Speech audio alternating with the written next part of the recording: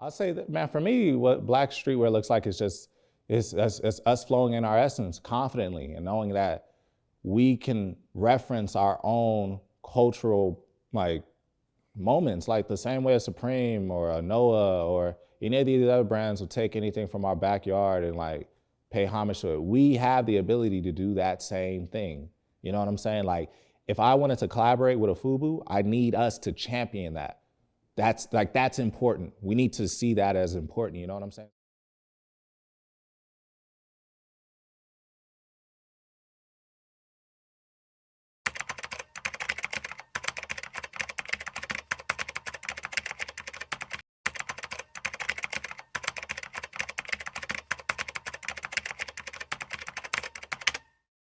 I'd say most prominent black figure for me would probably be like Malcolm X.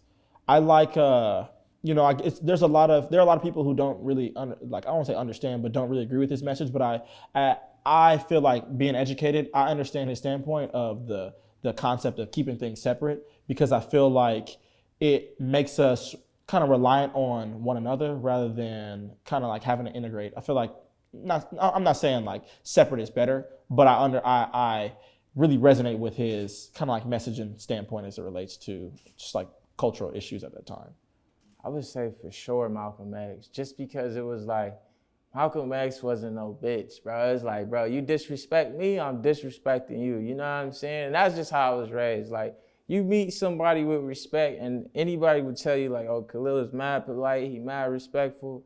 But the moment you disrespect me is when I'm gonna have to show you that's not what you a part of. Like, that's what you don't do. And I'm gonna make an example out of you. But it's like, he was the same way, and that's kind of like the blueprint. Same for Nip. I felt like he was just so respectful. With me, it's all like the core values is just integrity, respect, and loyalty and love. So it's like, with those things, it's like, as long as you giving that, I got nothing but love for you. And Nelson Mandela, because it's like, for you to go to prison and the whole, country or whatever saying like, oh, he's the truth, and then you become president, that's like a testimony, you know what I'm saying? Like, that's shit. Like, I think people don't talk about Nelson Mandela enough, you know what I'm saying? And yeah, that's it. That's it for sure. It's funny, man. You feel me? We was having this conversation, bro. So it's just like, for me, right? Like, yo, from Malcolm to Martin, like all the prolific civil rights leaders, like, I am so proud of the work that they've done. But it's hard for me to say that it inspires me, because I wasn't living in a time where I could see it. I'm studying it now, I'm reading about it. There's certain movies and interviews where I can hear these people speak, and it's definitely inspiring. It's dope to know. But for me, it's like, I get inspired by actually seeing the start to finish. Like, I'm a visual learner, I'll say that. So it's just like, yo, for me, it's like Jay-Z. Jay-Z is my cultural figure that is inspiring me, because I've literally, since I've been a fan of listening to his music from a shorty, and when he was just Jay-Z, doing MTV Cribs and all that shit, who would have thought that we would see Jay-Z at the point that he's at now, and still having his hands in music, can do an album when he wants, maybe not, but also too being a philanthropist behind the scenes and shifting culture, actual culture, putting his dollar into culture, our culture, So it's just like, that's who's inspiring me. That's, if I could take any subtle cues from anybody in history, it'd be Jay, because he reinvented himself like 10 times over. You know what I'm saying? From just like, once he actually decided to stop wearing polos and shit like that, he switched it into button ups, and then from that, now he's just a straight businessman. But even then, he's not even dressing like a businessman. He's just handling his shit, and it's like, Jay, man, it's Jay-Z, bro. Like, who else in a time, like, for me being born in the 90s up till now, have I seen really like inspiring? And it's Jay, bro. Like, it's Jay-Z. Yeah, I mean, for me personally, like, I mean, don't get it twisted. Obviously, I'm inspired by Martin Luther King and Malcolm X. Like, I fuck with them hard, but like, as far as connecting to my life, it's gonna be a black skater. You know what I'm saying? Like, for me, Keenan Milton, like, seeing that skate, like, in him, who he was as a person, like, he was like my idol growing up. And I was black, and he was black, and I was like, oh, like, I want to be like this. But then he died. So,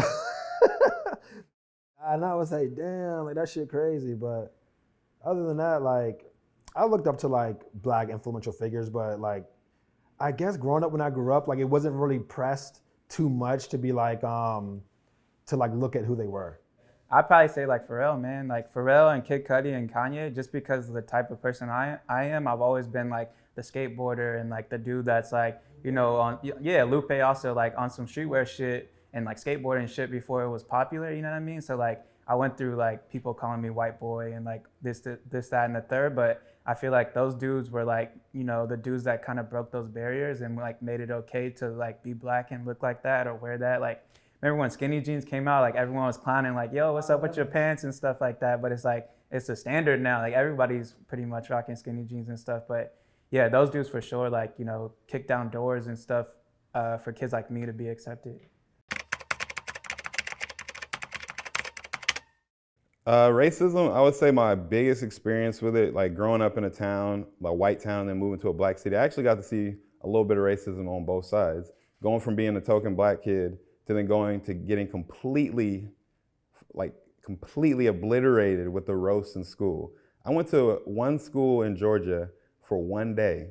I went to Chapel Hill Middle School for one day, and I got roasted so bad, like completely flamed up, that I went home from school that day and I told my mom, I'm not going back to that school.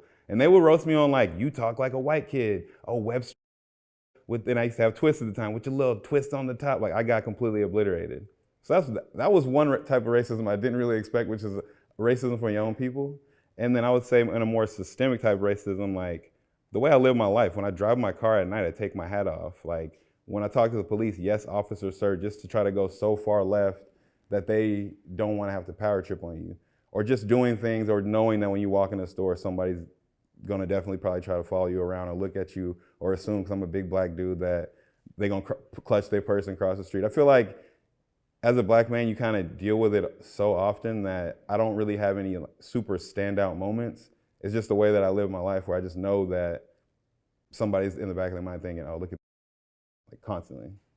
With racism, I haven't had too many direct experiences because, you know, racism obviously involves power, things of that sort. But I would say I've experienced a lot of prejudice, kind of like dealing with a lot of people that we work with. I feel like I've always had like some type of problem with like just people on like a small day-to-day basis, whether it be like, you know, prejudice remarks or people just kind of like emphasizing their power as it relates to certain things, or maybe like indirect like prejudice and racism also too as it relates to like success. I feel like people don't look at like me as like this dude that's supposed to be like this young successful black boy. I feel like for a lot of black boys and girls that are doing things, you get this preconceived connotation that's always negative and has like an impact on just all the things that, you know, we want to do and like change we want to make in certain spaces. So I feel like for me, it's not so much of a direct experience, but more like an indirect experience or like a connotation that kind of comes with us in this space. I know like when I do certain things, like whether it be the decision that I get a degree or like, you know, how I act in certain spaces or how educated I make myself, I feel like I got to be 10 times better because it's always like some person that's not even just preying on my downfall, but that doesn't expect me to be these different things in this space. You know what I'm saying? And it's like, they almost use like our race and ethnicity as like a automatic. Yeah, exactly. It's just like an Achilles heel, like almost, you know what I mean? I never really had like no physical altercation. I think maybe it might have been the time where I was skateboarding and probably got called, but it wasn't like no crazy shit. And at the time I was a kid, so it was just like, what the fuck? But like, I wasn't even thinking too much of it. I'm like, oh shit, but it wasn't crazy. But even when I dropped the Cluxbuster shit online, that's when I started to see like, oh shit. Cause you know, everybody, it's the internet. Everybody is allowed to put their input on shit. And you know, it just shows you how much motherfuckers hate black people or just like, you know, any other race besides white people. But it's pushback. So you got pushback from Cluxbuster? Yeah, definitely. People was like, "What the fuck is this? Like, this is ignorant. What the fuck? Black people, fuck black people." All time I was getting DMs and it's like all type of shit. Luckily, like where I ship from, it's crazy, but like people would be like, "Oh, I'm gonna pull up," or all type of shit, just weird shit. It's a lot that come with that. You know what I'm saying? Because a motherfucker might really take that offensive, you know what I'm saying? And that's when I learned like, oh shit, you know, that's real. That's a tough subject. But shit, I do it because it's something I believe in. But that's definitely like a counter where I was like, oh shit, okay, for sure. I don't even want to tell it on the video. That's what's crazy about how racist this shit was. But all right, bro, I'm gonna tell it anyway. All right, so one time, bro, like I guess I'm real opinionated. And one time, like this teacher came to me, and she like pet me like I was a dog and told me like the calm boy. Literal words out of her mouth. And I was just like, what the flying fuck? But yeah, I hated that teacher. After that, me and her were like the worst relationship ever.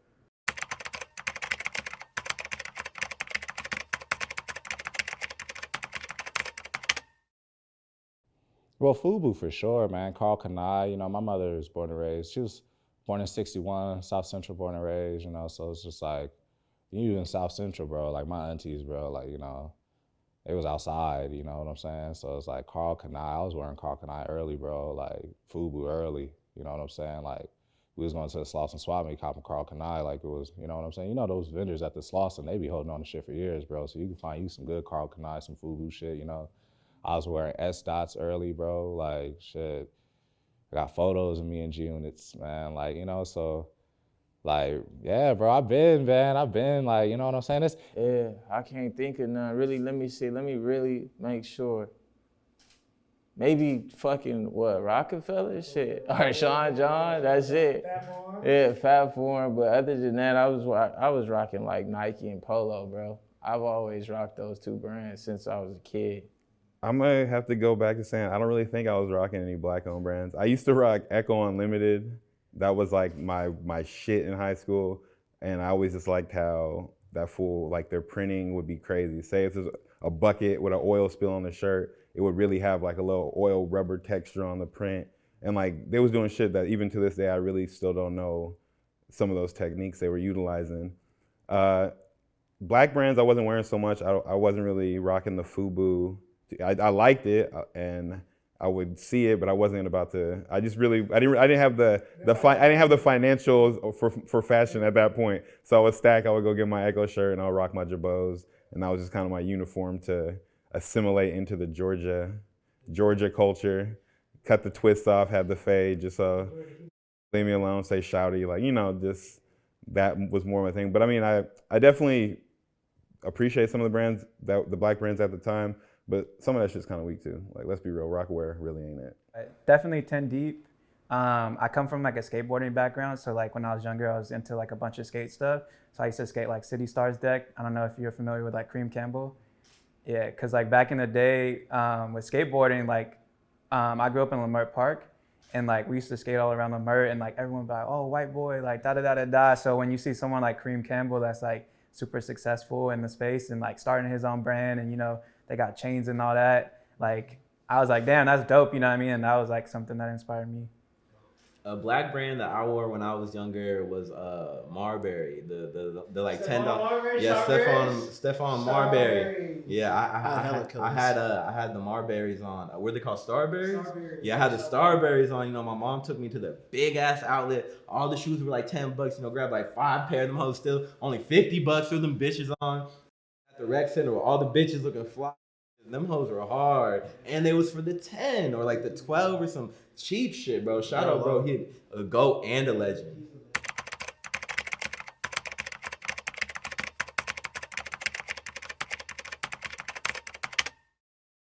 I'm hype, and I that's part of the reason why I wanted to be a part of this is because I feel like you asked what were some of the black brands I was wearing when I was a kid. I hope I could change that answer for somebody who's coming up behind us, to where they could see that, okay, even if it's not a massive company, I can shop with these black brands that are actually making quality, cool shit, and then maybe that'll inspire them to just have a different experience than I did. Because when I was coming up in the streetwear, I felt like it was all owned by pretty much non-black. But that was part of the reason why I wanted to do it. I was like, all right, we need more of us. Like, it's based on our culture. Why shouldn't we be the ones doing it? Like, I mean, how many of these Caucasian guys was really growing up in the streets? A lot of them weren't. So it's streetwear. I feel like the streets. I mean, when they call shit, like they'll use a term like street or describe something as street. What they really mean is black half the time. Or exactly, they'll say urban, but it'd be talking about minority communities. So I feel like streetwear is a big melting pot. Shout out like Nigo and Pharrell and what they did. You know, there's different cultures. Like bringing their own spin to streetwear and fucking moving it forward. So just shout out to everyone. all races, all colors that are just shout out just to everyone, like not even race included. Just if you're someone who's fucking moving the needle, doing your shit, like shout out to you. The art, man. Yeah, everyone's just doing their shit.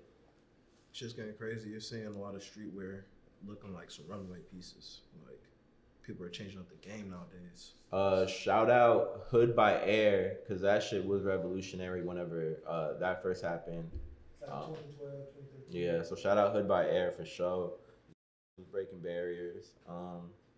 But yeah, I think it's hard that, you know, different races are just all doing their things. I feel like streetwear by definition is really about the streets. And you look at, I mean, I hate to put such a negative connotation on us, but I feel like we are the people that really come from there, and us being the prominent like source for brands or prominent people in the industry now, it only makes sense because it's like a lot of the time people take from our culture, look at us for influence. It's about time that we finally get to be in these positions where we are like the main people, like not only influencing things, but benefiting from the same culture that we are a part of. You know what I mean? So I think it's, I mean, like I said, I think it's beautiful. I forgot to mention like a brand that I really used to wear a ton was 10 Deep. That's a black owned business. And that was like my favorite brand growing up. I loved 10 Deep.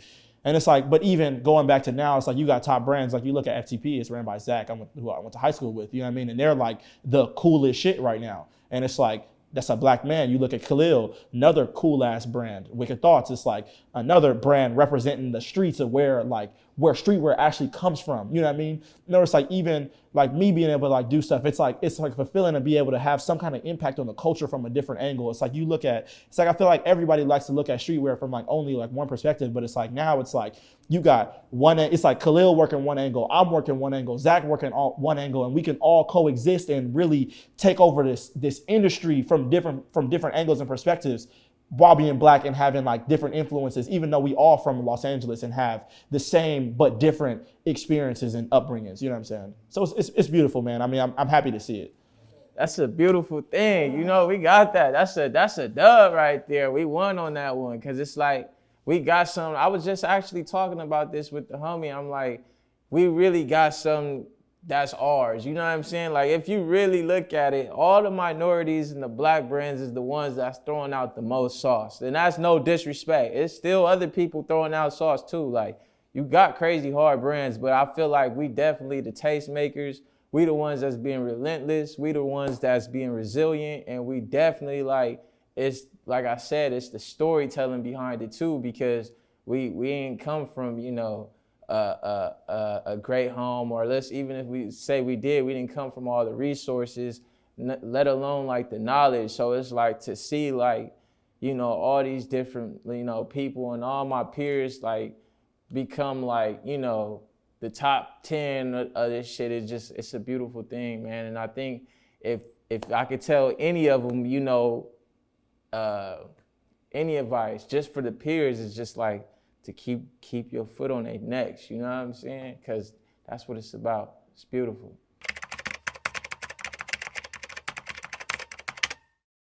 All elements of black culture. Black people are the culture, you feel me? Everything we do influences everyone else, you know? So we're the ones really setting trends, you know, raising the bar, elevating shit. So, you know, we're the ones putting our foot forward and pushing the culture, moving the needle. So we're breaking barriers. It is what it is. Get scared. It's crazy.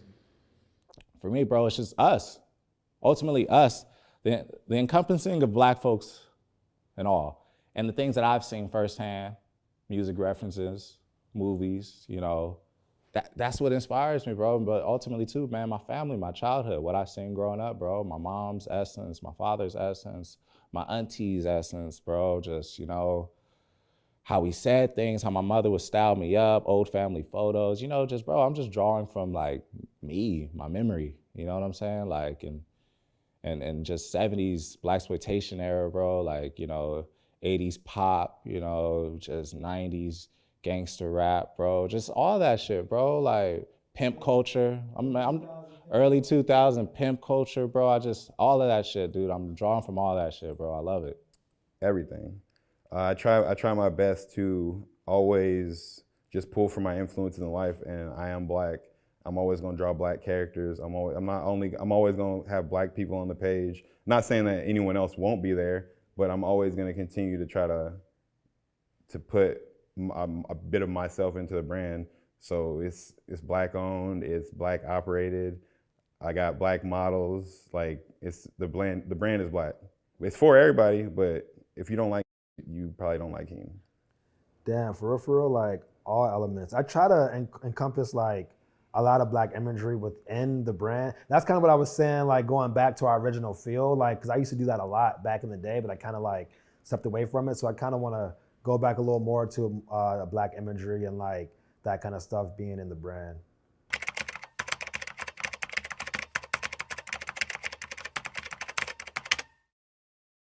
I feel like, and in my opinion, I feel like change like starts with yourself. So like when you want to see things change, like you need to take the steps to make them change. You know what I mean? Like don't lean on anything else or anyone else. Like if you want to see something happen, that you should do it yourself. You know what I mean? Oh, bet. Yeah. So it's really, bro, support on all levels, dog. Like, you know, this is the thing too, bro. Like, and I feel like us as blacks, we need to be able to say this. Like, not everybody's doing quality work. Not every white artist, Japanese artist, any race is doing quality work. And that race of people aren't championing that one person just because they are that race. So it's just like, we need to get away from this idea that just because our brothers and sisters are doing something is fire. We all have our own taste. I can be able to say that like, if the homie isn't doing something or the homegirl isn't doing something right, I don't, not to say I don't like it, it's not for me, and that be accepted. But we're not a monolithic race, so there's somebody out there that's gonna rock with what you're doing, you know what I'm saying? But as long as you do it well. So it's just like, I want us to not be in this headspace of just like, just because you started, that's enough. No, it needs to be quality. It needs to be quality, yo. If you don't have this idea of longevity behind it, I'm not gonna be able to stand behind it because I'm also doing something and I see longevity behind it. So there's certain things that I'm looking for within your work that I'm implementing within my work. It's not to say you need to come up to my standard, but it's to say that just because we have the same skin tone don't mean that I'm gonna just get with what you're doing. And that's okay, the same way you don't have to get with what I'm doing. But we should be able to, at the end of the day, say that is a brother or sister putting in work, and I'm proud to see it because they could be doing any and other thing in the world. So it's just like true support, man, and being able to take that criticism when it's needed, because it's just like, no one's perfect. We all got to start somewhere. Not everybody is the master. Not everybody is the teacher. We all got to be students to a certain point up to get to those points. So it's just like actually being humble in that regard and knowing that like, yo, like we're not a monolithic race. We all have our own ideas and concepts and opinions and emotions, and we should all be able to respect that, but also support each other in them as well too. I'm always gonna be hopeful for the future. I'm gonna continue to be hopeful for the future, and I feel like something that the youth could do is economic empowerment. Figure out how to get your bread right. If you don't have to ask anybody for anything, it's a little bit harder for somebody to have their thumb on your head. So I think that as a young man and to anybody younger than us, get your bread right. Get your bread right and put it back into your community and your people. Because I mean, if you think about it, like there's a statistic that like the black dollar doesn't circulate in the black community at all. Whereas in the Jewish community, it's like 11 times or something before it leaves. So I think until we find a way to have our own economic power, we're always going to be saying what somebody's doing to us. If you ain't asking for nobody for nothing, what can they really do to you? Work. Just work, and like know that the odds is gonna be stacked against you. Like you're not gonna have the same type of privilege as a white person is gonna have. You're not gonna have the same type of resources that a white person is going to, and I'm not just trying to say white person in general, but it's just like, it is what it is, you know what I'm saying? So it's just like, as long as you work, as long as you put in effort, and as long as you know like, all right, I can't stop, you're going to always win, you know what I'm saying? So it's just like, that would be my best advice to any black kid or minority kid coming up trying to do their thing, you know what I'm saying? Just work, put in the work, that shit is going like, if it's undeniable, it's going to blow up. Don't ever stop, man. Chase your dreams, bro. That shit may seem cliche, but it do work. So just keep going, you know what I'm saying? It's gonna be hiccups and you just gotta figure that shit out. Keep pushing, keep your head up, stay strong, get your money, and don't ever do no corny shit. That's it. That's the blueprint. That's the best thing. If I died tomorrow, that's what I would want y'all to take from me. And have lots and lots and lots of integrity and be loyal and be real. Because that's what people gonna honor you for. That's the shit that lasts. Not the fast entertainment shit like 6ix9ine and all that shit. That's some shit that's here today and going tomorrow. Not the Alibaba ones, all that shit. Do what you gotta do, man. Break barriers. Thanks for tuning in to Casual Fridays.